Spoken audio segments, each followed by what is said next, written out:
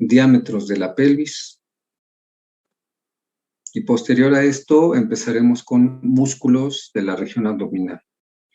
Pared anterolateral y pared posterior, su límite superior y su límite inferior. Después de esto iniciaremos con el peritoneo, división de la cavidad abdominal en base al peritoneo.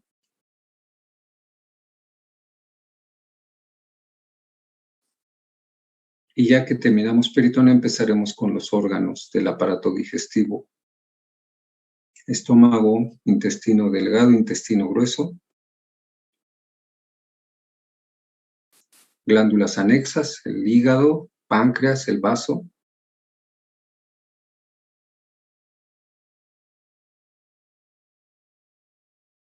Continuaremos después de esto con aparato circulatorio, sistema urinario, sistema endocrino, órganos genitales masculino y femenino. ¿Ok?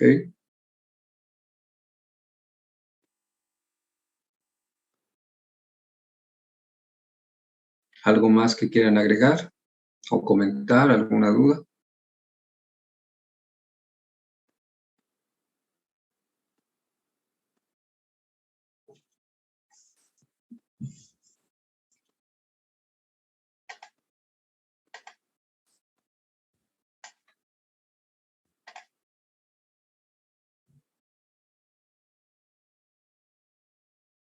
Bueno, si ya no tienen dudas, esténse al pendiente de la plataforma, regístrense de manera correcta y ahí les voy a publicar el temario, el programa y después el temario con temas asignados de manera personal.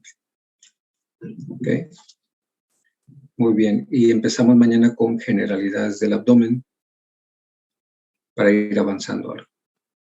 Nos vemos mañana. Adiós.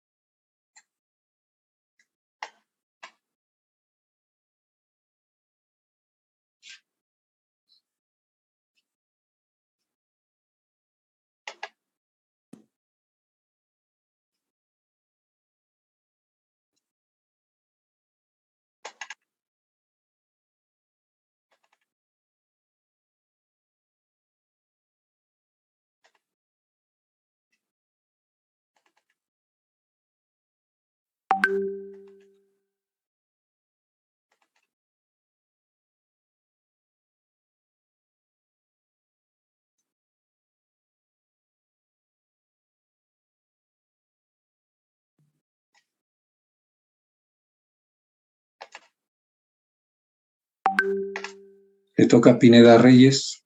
¿Sí está o no está?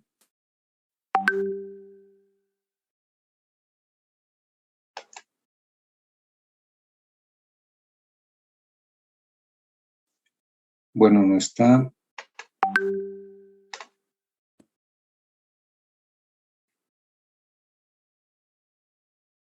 Pues vamos a hablar algo del tema, ¿no?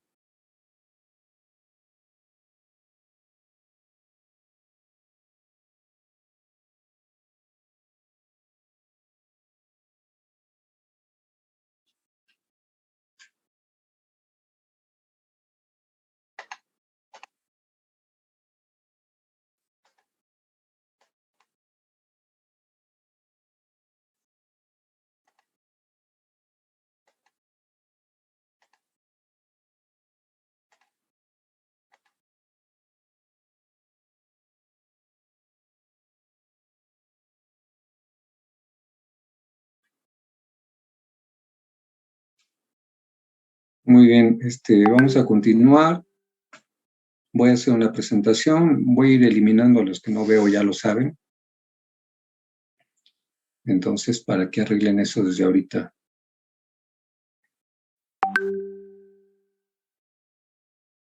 Última vez que les aviso, Segreste y Torres.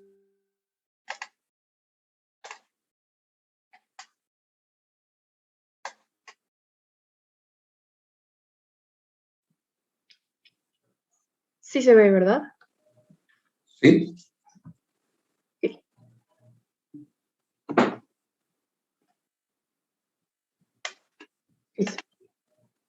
El día de hoy me toca a mí exponer duodeno con ayuda del doctor Aguilar. Y bueno, vamos a comenzar. Hice un pequeño índice de lo que vamos a ver, que es generalidades, capas del duodeno, las porciones que lo conforman, de estas porciones sus relaciones anatómicas más importantes, irrigación y drenaje venoso, y por último la inervación. En cuanto a generalidades, ¿qué es? El duodeno es la primera porción del intestino delgado que va desde el píloro hasta la flexura duodeno-yeyunal, donde ya pasamos a hablar de la segunda porción del intestino, ¿no?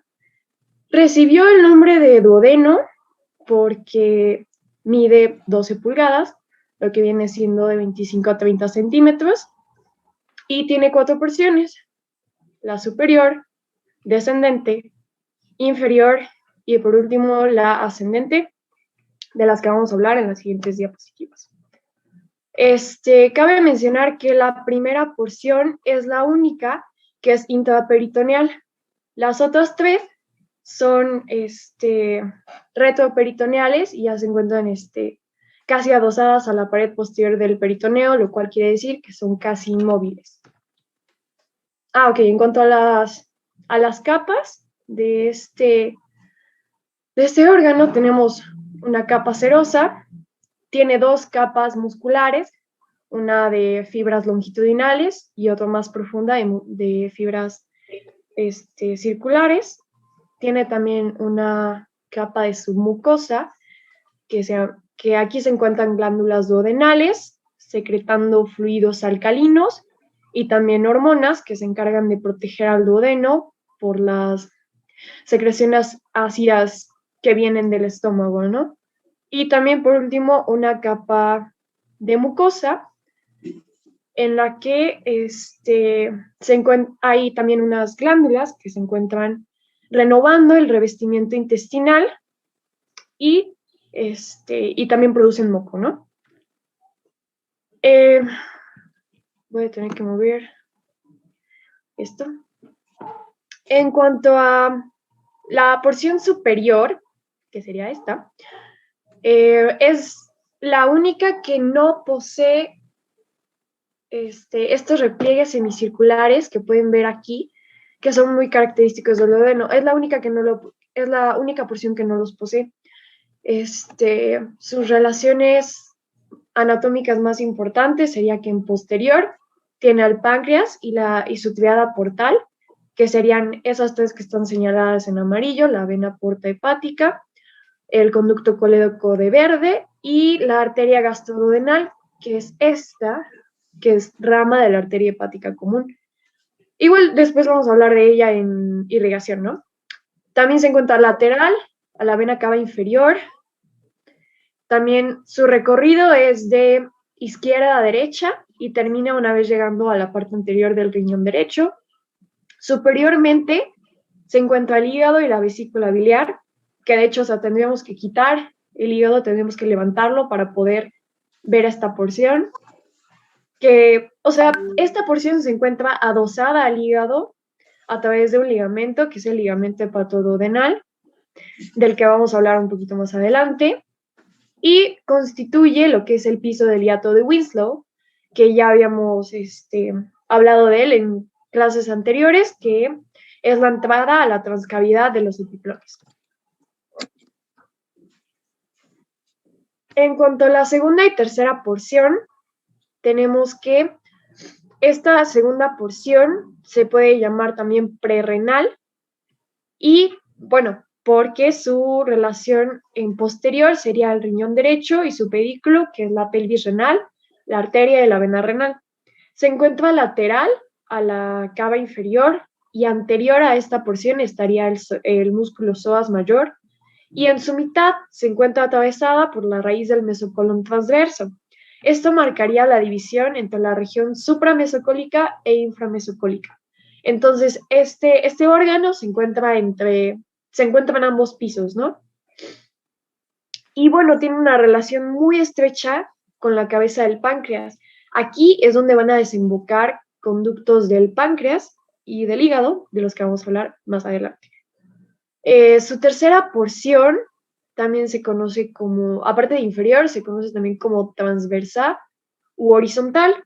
En posterior tendría lo que es el uréter derecho del riñón, estaría pasando como por aquí. También tiene, como pueden ver, la cava inferior, la aorta abdominal, y se encuentra atravesado por la raíz del mesenterio. Y también, bueno, aquí pueden ver que se apoya completamente la cabeza del páncreas en esta porción.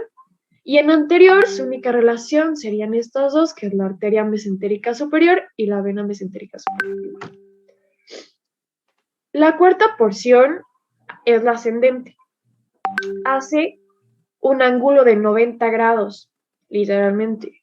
Asciende lateral a la aorta abdominal y esta es aquí la famosa unión duodeno-yeyunal y se soporta a través del ligamento de Treitz o músculo suspensorio del duodeno que deriva del pilar izquierdo del diafragma.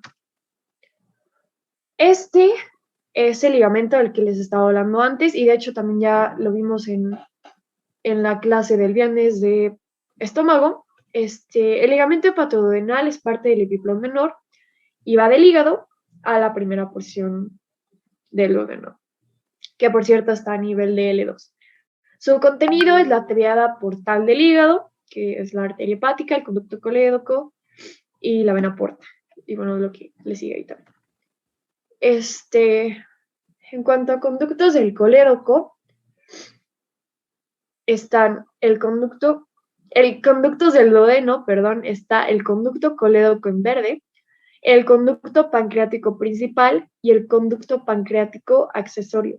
¿Qué transportan? Transportan productos de secreción del páncreas y del hígado.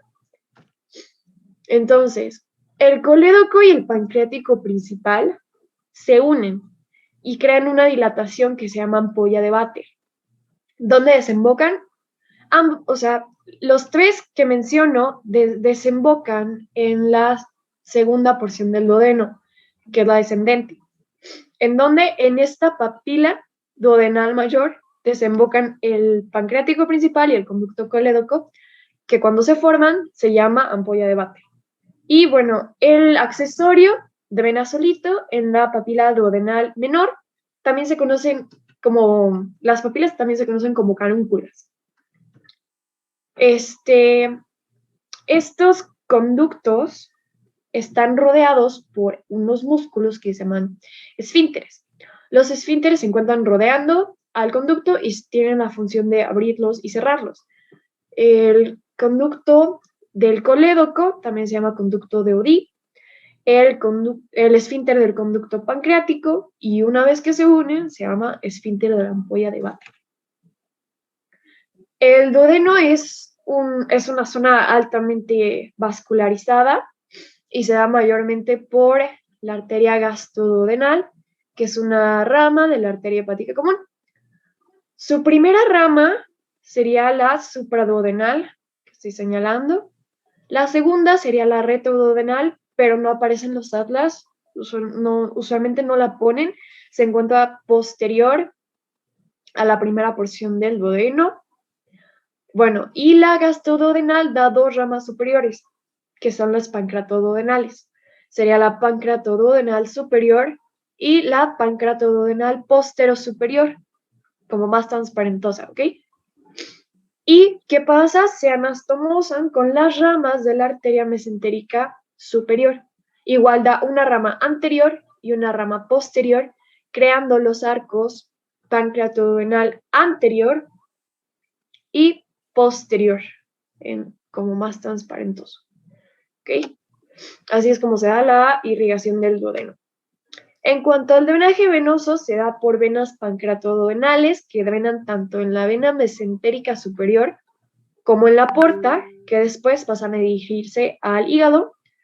Y por último me queda mencionar una vena que es muy famosa, que es la vena prepilórica, que se encuentra entre la unión del estómago con la primera porción del duodeno.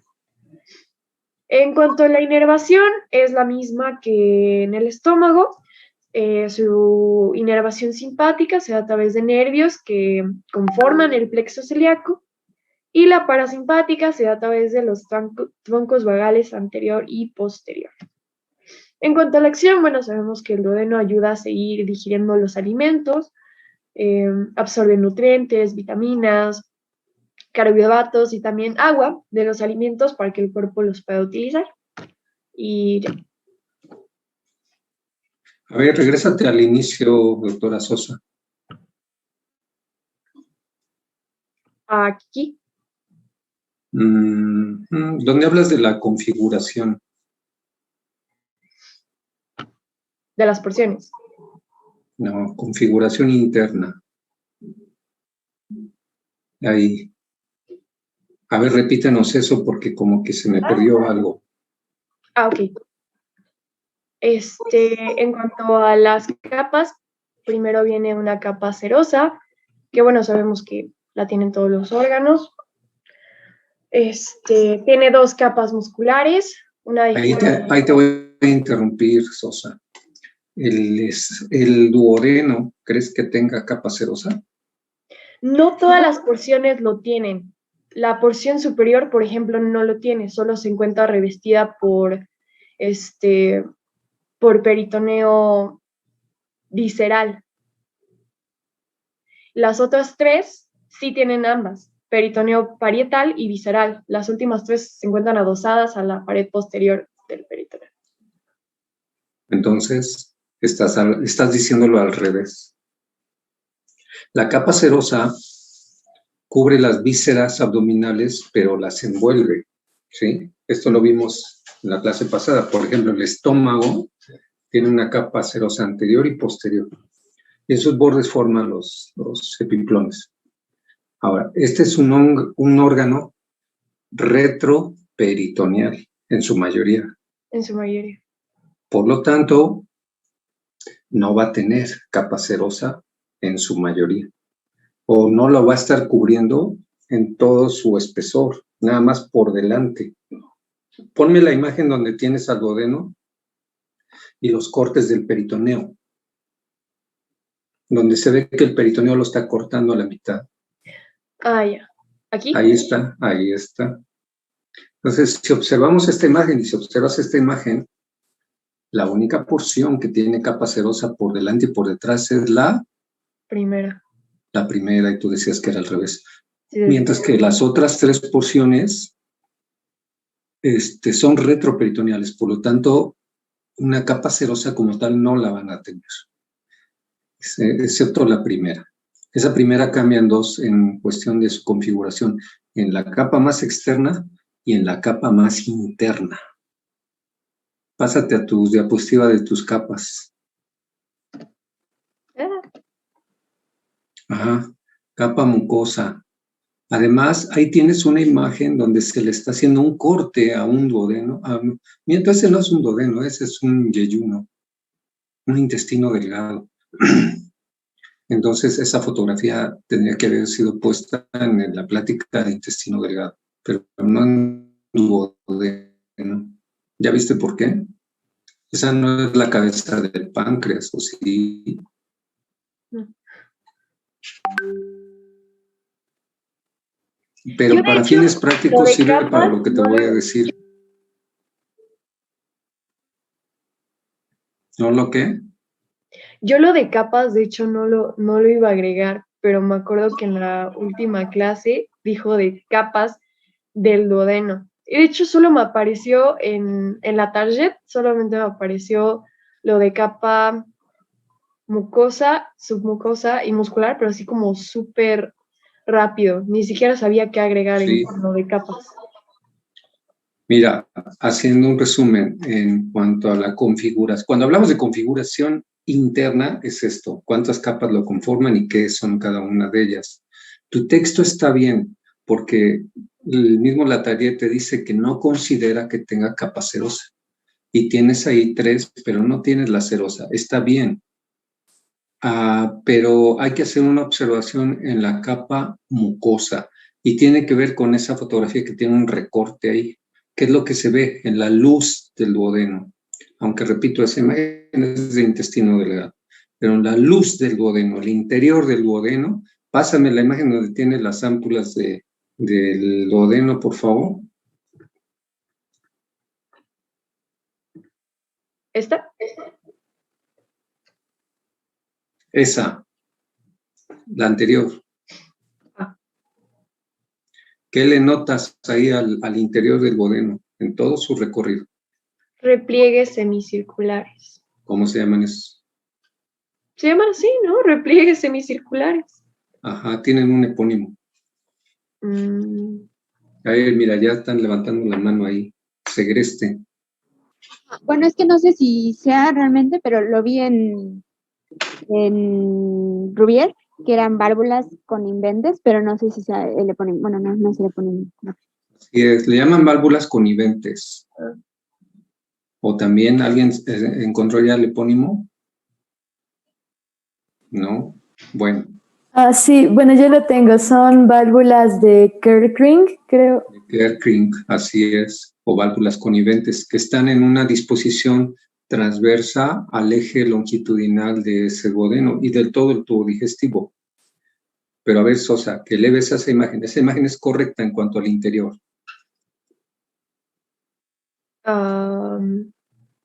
¿Qué le ves a la primera porción? Sí, también mencioné que la primera porción es la única que no los tiene. No tiene válvulas.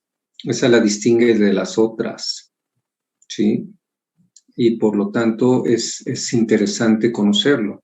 Pasando el píloro, que está ahí recortado y ahí se ve el esfínter pilórico, empieza la primera porción duodenal, es lisa, a diferencia de las otras tres que tiene esos pliegues coniventes, válvulas coniventes. Bien, si hay imágenes de las arterias pancreáticas, vienen en Rubier, te sugiero que las cheques para los que también van a exponer irrigación. Ojo, vienen ahí varios esquemas donde sí vienen esas arterias. Y para finalizar, hay que acordarnos que este órgano o esta porción inicial del intestino delgado va a estar cubierta por peritoneo parietal, entonces es un órgano retroperitoneal, pero al llegar a la unión duodeno-yeyunal, ahí va a ser una apertura o un hiato del peritoneo parietal, que se va a llamar, ¿tienes una imagen de eso? A ver, ponme una del peritoneo a ese nivel. No, debería estar para allá. No se ve ahí muy bien, pero funciona. Donde está la flexura de la porción ascendente y la primera porción o porción inicial del yeyuno, hacia atrás hay un hiato formado por el peritoneo parietal y es un receso retroduodenal donde se llegan a presentar hernias posteriores intestinales. No se ve ahí, pero por ahí hay una imagen, creo que es de Netter, donde sí se menciona ese hiato, ¿sí? O receso retroduodenal. Bien, ¿alguien más quiere preguntar alguna otra cosa, alguna duda que tengan?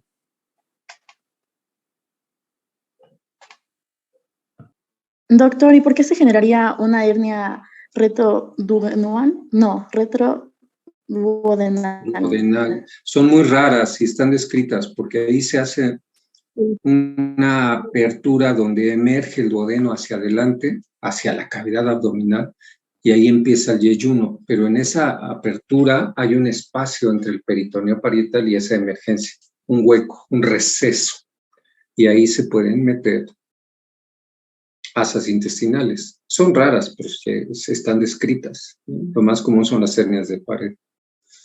Ok, bien,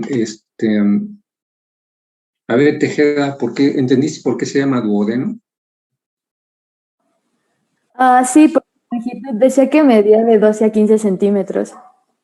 ¿Y qué tiene que ver con la palabra duodeno? Pues que viene de la palabra duodécimo. duodécimos son 20. A ver, Pero acláranos eso, Sosa, porque creo que lo explicaste mal. ¿Cuánto mide el duodeno? No, dije que recibió ese nombre porque mide 12 pulgadas. Pulgadas, no centímetros. Es que hace un rato creo que dijiste centímetros. Y entonces más o menos equivale a 20, 25 centímetros. Por ahí la de duodeno, 2 veces 10. ¿Sí? Ok. ¿Algo más? ¿Todo bien, Trujillo? Sí, doctor, todo bien. Serrano. Es muy común el sangrado de tubo digestivo, ¿no? Por las úlceras que se forman. Es más común por úlceras en el esófago, por venas varicosas en el esófago. Unas varices esofágicas, que luego lo vamos, bueno, no van, sí va a entrar cuando veamos un poco hipertensión portal, pero es más común en ese lugar. Aquí puede haber sangrado tubo digestivo, pero ya es de otras características. Ok, bueno, si no tienen más preguntas, si no tienen más comentarios, vamos a suspender por el día de hoy la clase. Puntos para recordar, así de inicio, es la primera porción del tubo digestivo, el duodeno.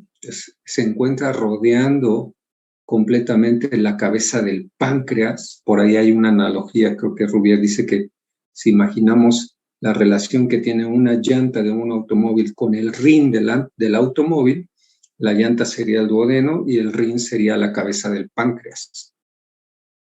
Y está completamente relacionada con él. Es un sitio donde desembocan los conductos biliares y pancreáticos que ayudan a la emulsificación de las grasas y las proteínas. Recordar que la porción del duodeno donde desembocan esos conductos y donde se encuentran las papilas es la segunda porción del duodeno. En la papila menor el conducto pancreático accesorio y en la mayor la unión del colédoco con el conducto pancreático principal.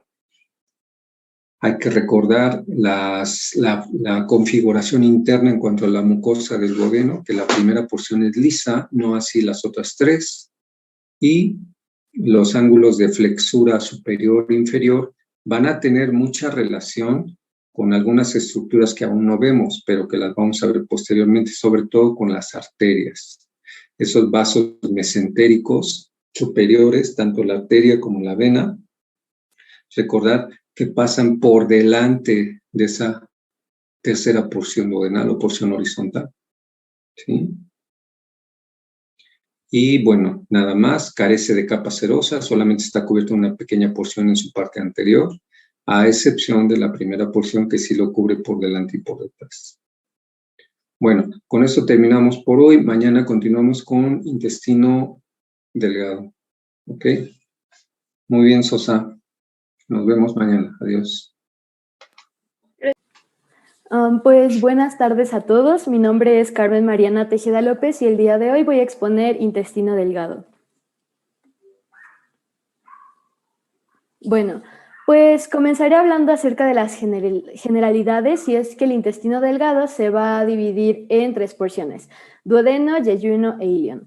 En esta presentación simplemente voy a hablar de cosas muy básicas de duodeno, ¿no? Porque pues ya es nuestra compañera Soraya expuso el tema ayer.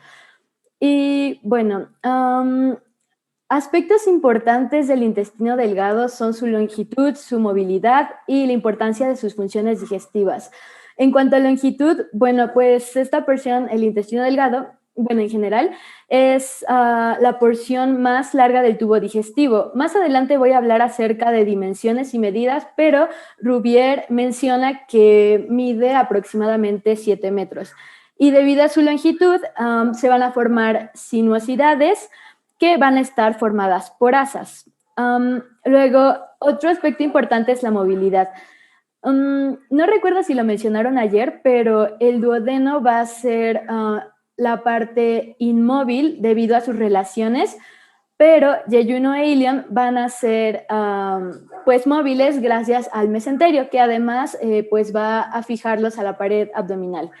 Y por último, en cuanto a aspectos relevantes, tenemos la importancia de sus funciones digestivas, ¿no? Porque, como sabemos, aquí se inicia la absorción de nutrientes y agua. Y por esto mismo, bueno, esos nutrientes van a ir directo a torrente sanguíneo. Por eso mismo, pues hay una gran presencia de vasos, en este caso vasos mesentéricos superiores y de drenaje linfático. Y bueno, hablando brevemente de duodeno, esta va a ser la parte inicial del intestino delgado y pues va a tener forma de anillo, va a estar alrededor de la cabeza, cuello de páncreas y como les decía, va a estar casi inmovilizado por sus conexiones. Únicamente va a presentar movilidad cuando el sujeto en cuestión cambia de una posición horizontal a vertical, pero pues no es como tal un movimiento visceral. Luego tenemos las siguientes partes, yeyuno e ilion. Bueno, el yeyuno va a iniciar exactamente en la flexura duodeno-yeyunal. Perdón, ahí hubo un error, pero bueno, es yeyunal. Y por último, el ilion va a finalizar en la unión iliocecal, que podemos ver que es una unión directa con el colon ascendente. Y esta es la parte móvil, bueno, ambas, yeyuno e ilion, parte móvil, la movilidad proporcionada por el mesenterio. Bueno, ahora sí, hablando de dimensiones, como les mencioné, bueno, la Target menciona que la longitud del intestino delgado es variable porque dice que puede ir desde los 6 a los 9 metros, pero pues haciéndole caso a la bibliografía de Rubier, pues nos quedaremos que son 7 metros. Ahora, el calibre, va a disminuir de forma gradual debido a que en la primera porción va a ser de 3 centímetros y en la terminación aproximadamente 2 centímetros. Como tal, no va a haber un límite anatómico entre yeyuno e ilion, pero se puede diferenciar porque en el ilion va a haber una mayor concentración de tejido graso. Además, el ilion va a ser un poco más largo que el yeyuno. Y bueno, ya que hablamos de dimensiones, sigue hablar de configuración externa. Y ven lo que les había mencionado, que la longitud va a formar asas. Bueno, estas son las asas intestinales y va a haber aproximadamente de 15 a 16. Van a tener forma de U y se van a establecer desde el tercer mes de vida embrionaria. Ahora, estas asas se van a agrupar en dos principales grupos. El primero, que va a ser el superior izquierdo, va a ser conocido como grupo de asas horizontales. Y el segundo grupo, inferior derecho, va a ser conocido como grupo de asas verticales. Podemos observar que el intestino delgado está más hacia la parte izquierda porque del lado derecho pues, se encuentra el intestino grueso y otros órganos que hacen que este órgano se vaya más hacia la porción izquierda. Bueno, ahora hablando de las relaciones de cada asa, pues vamos a tener que cada asa va a presentar dos caras convexas que van a estar en contacto con asas vecinas. Para esto me gustaría utilizar este cable para que quede más claro. Bueno, imaginemos que estas son dos asas del intestino, entonces dice que van a tener dos caras convexas en contacto con las asas vecinas, que por ejemplo podemos pensar que vendrían siendo estas porciones. Ahora, va a tener un borde libre convexo que va a estar relacionado con la pared abdominal anterior. Imaginemos que es y un borde adherente cóncavo, que sería la parte posterior y estaría relacionado directamente con el mesenterio. Bueno, ahora hablando de las relaciones de la masa de yeyuno e ilion,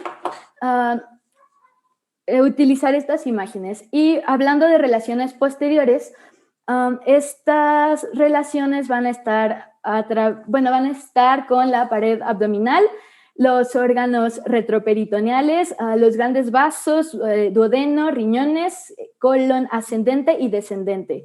Ahora, en relaciones anteriores vamos a tener al aumento mayor, que recordando un poco la exposición de peritoneo, pues va a ser un pliegue del peritoneo que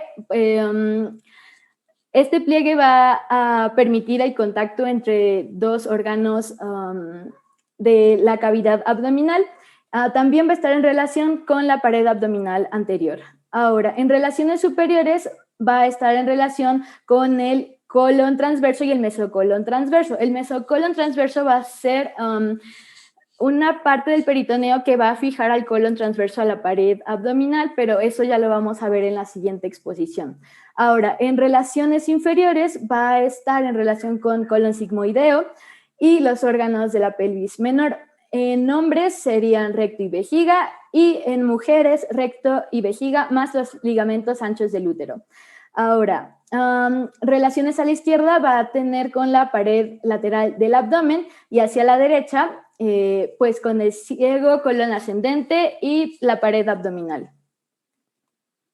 Bueno, ahora toca hablar sobre configuración interna.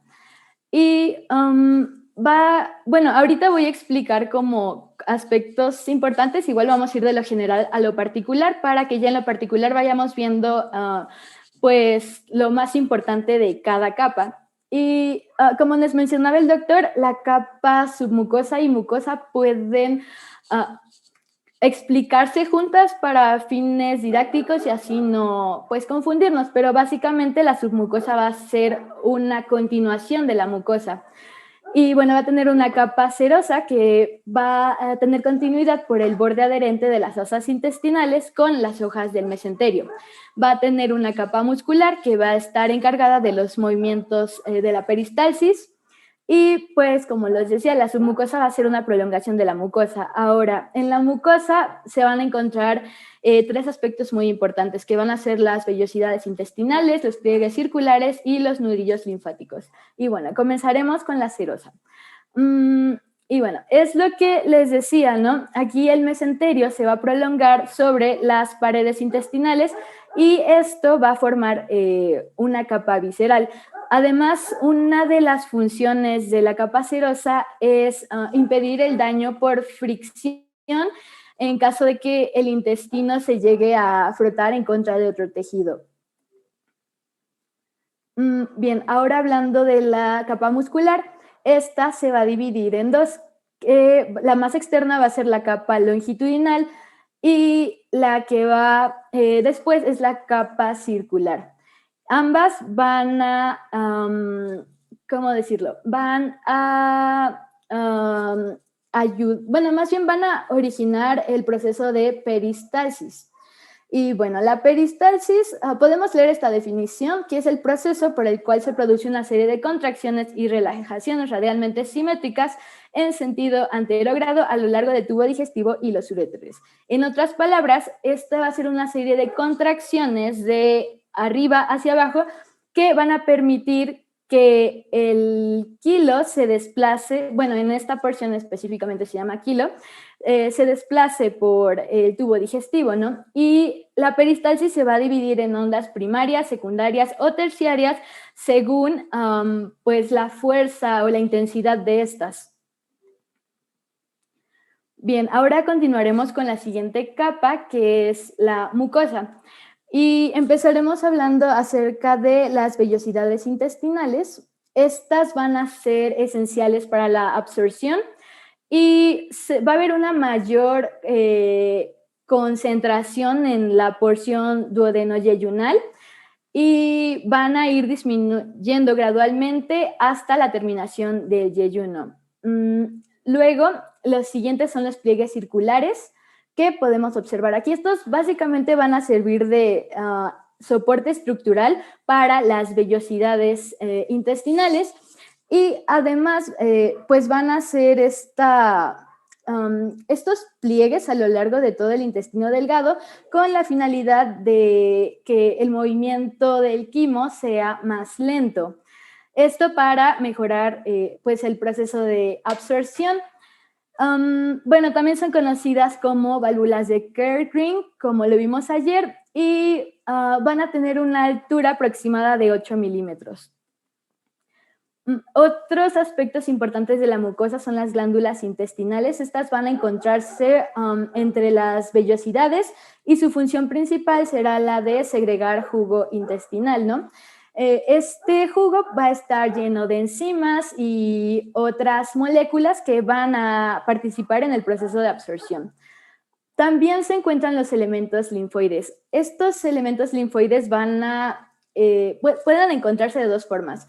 Uno, van a estar aislados y la siguiente disposición de estos va a ser a manera de agrupación y cuando están agrupados se van a conocer como placa de Peyer. Estos van a ser más numerosos en la terminación del intestino delgado. Bien, ahora hablaremos acerca de la irrigación. Esta va a estar dada por las arterias yeyunales e íleas, que van a ser ramas intestinales de la arteria mesentérica superior, que podemos observar en esta imagen. Bueno, aquí esta imagen es una comparación entre dos porciones. Esta es una de las porciones iniciales del yeyuno y esta una de las porciones finales del ilion. Y podemos observar que pues, va a haber presencia de vasos rectos y arcos arteriales, pero la diferencia principal entre estas dos imágenes es que en la primera porción del yeyuno va a haber menos arcos arteriales que en la última porción del ilion. Podemos ver que pues, hay más del doble que en la primera porción. Y bueno, ahora continuaremos hablando de las venas yeyunales e íleas. Estas van a tener una disposición muy similar a la de las arterias y van a desembocar en la vena mesentérica superior. Ahora hablando de vasos linfáticos, específicamente los vasos linfáticos de esta zona se van a llamar vasos quilíferos. Estos se van a dirigir a los nódulos linfáticos yuxtaintestinales o a los grupos intermedios, ¿no? En esta imagen podemos verlo como dentro del asa y aquí esta imagen de Rubier nos ayuda para localizar o pues comprender el recorrido de la linfa. Además, estos vasos van a tener una comunicación propia y además entre los nódulos superiores. En cuanto a su drenaje, van a dirigirse hacia el tronco lumbar izquierdo o a la cisterna del quilo por medio de los troncos intestinales. Los troncos intestinales pueden ser de 2 en adelante. Ahora, con nervios de yeyuno e ilio, estos van a proceder del plexo celíaco por medio del plexo mesentérico superior. Aquí está el plexo celíaco, lo subrayé en morado. Y por último, aquí está pues, el plexo mesentérico superior. Ahora, ya hablé de intestino delgado, ahora toca hablar del mesenterio, que pues, va a ser el medio de fijación de yeyuno e ilion. Esta va a ser una membrana arrugada y pues va a seguir todo el recorrido del intestino delgado, así que más o menos va a tener pues una longitud de 6.5 metros o 7. Además, el espesor es variable, va a disminuir gradualmente y las variaciones del mesenterio se van a dar dependiendo de la cantidad de grasa que contenga.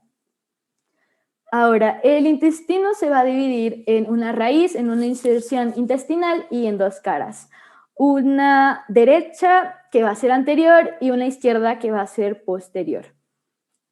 Empezaré hablando acerca de la raíz del mesenterio. Bueno, esta va a tener un origen en el disco intervertebral entre la primera y la segunda vértebra lumbar. Va a ser medial a la flexura duodeno-yeyunal. Ahora, podemos ver que el recorrido va a tener forma de S y el trayecto será el siguiente. Primero va a pasar el páncreas y la porción horizontal del duodeno. Después, más adelante, va a pasar por la emergencia de los vasos mesentéricos superiores que se van a encontrar en una línea imaginaria medial. Además, van a pasar al músculo, la raíz va a pasar al músculo psoas mayor y también a los vasos testiculares y ováricos. Ahora, en cuanto a la terminación, esta va a ser en la fosa ilíaca derecha y en el ángulo de unión del ilion con el colon ascendente. Ahora toca hablar del borde libre o intestinal. Aquí las dos hojas, la derecha y la izquierda, se van a separar para envolver al intestino delgado y muchas veces va a ser confundida con las asas intestinales. Ahora, hablando del contenido, este va a tener a las arterias mesentérica superior, las ramas intestinales y sus ramificaciones. En esta imagen se puede alcanzar a ver. También va a contener a la vena mesentérica superior y sus colaterales, a los nódulos linfáticos mesentéricos, al igual que al plexo nervioso mesentérico superior y, por supuesto, grasa. Y bueno, esto sería todo. Aquí está mi bibliografía. Muy bien, Tejeda. Regrésate casi al inicio, por favor. Sí, voy.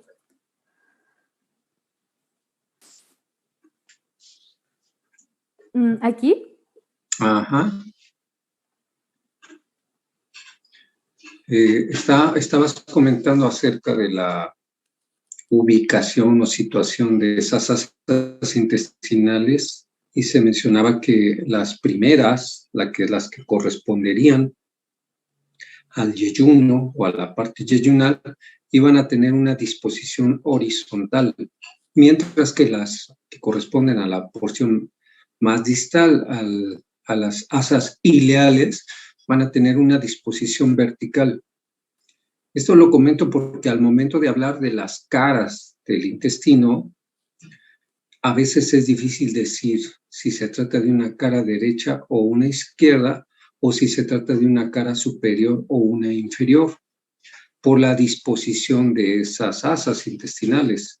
Los bordes están muy bien explicados. Tiene su borde adherente al mesenterio y su borde libre que está en contacto con la pared. Y las caras van a variar, van a ser derecha e izquierda si se trata de una asa vertical, y van a ser cara superior e inferior si se trata de una asa horizontal. ¿Sí? No sé si tus compañeros quieran agregar algo o tengan alguna duda, alguna pregunta. Intestino delgado, hablen ahora o reprueben en el examen.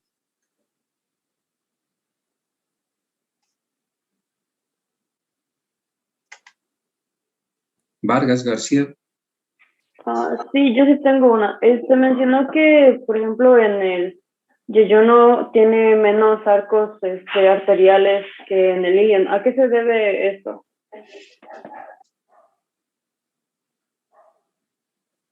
Es una disposición de las arterias. Faltó también complementar un poquito, aunque ese tema lo van a explicar más los compañeros de irrigación. Pero esos arcos arteriales los dividimos en 3 categorías: de primer orden, de segundo orden y de tercer orden. ¿No es así, Tejeda? Sí. Entonces, la parte inicial tiene menos irrigación y la parte distal tiene más. Tiene que ver un poco con la fisiología del intestino delgado. En la primera porción hay una absorción más de nutrientes, de otro tipo de elementos, y en la parte ya más distal aumenta la absorción de agua. Por eso la cantidad de vasos aumentan en esa zona. Pero, repito, ya cuando presentemos a irrigación, hablarán de vasos de primer orden, de segundo orden y de tercer orden. ¿Alguna otra pregunta? Yo, una pregunta. En el libro de Rubier nos menciona acerca de un divertículo que es el ileal. ¿Para qué sirve o cómo se forma? Bueno, el divertículo no sirve para nada. Cuando el ser humano ya nace y empieza su vida extrauterina, pero tiene una función en el desarrollo embriológico, ¿sí? Es el vestigio del conducto ónfalo-mesentérico. Es un conducto a través del cual hay un intercambio de fluido entre el bebé y la mamá durante la gestación intrauterina, y que se supone que se debe de cerrar antes de nacer. En algunas ocasiones persiste o se encuentra ¿Sí recuerdas dónde era la zona más frecuente de localizarlo? No, ¿Alguien no. leyó a dónde se encuentra el divertículo? Se llama divertículo de Meckel o divertículo ónfalo-mesentérico. Más o menos a unos 30 centímetros antes de la válvula iliocecal. Es decir, ya cuando va casi terminando nuestro intestino delgado, en el íleon, cerca de la válvula que une el íleon al colon, más o menos a unos 30 centímetros, y tiene la apariencia de una protuberancia o de un pólipo. Y ese es el divertículo de Meckel, que es un vestigio embrionario del conducto ónfalo-mesentérico.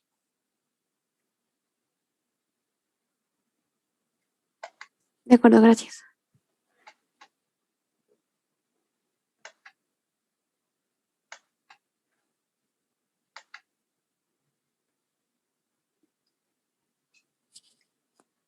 Muy bien, entonces vamos a la configuración externa, configuración interna, irrigación, constitución, todo. ¿Ok? Nos vemos mañana. Adiós. Hasta luego, doctor. Hasta luego, doctor. Gracias. Hasta luego.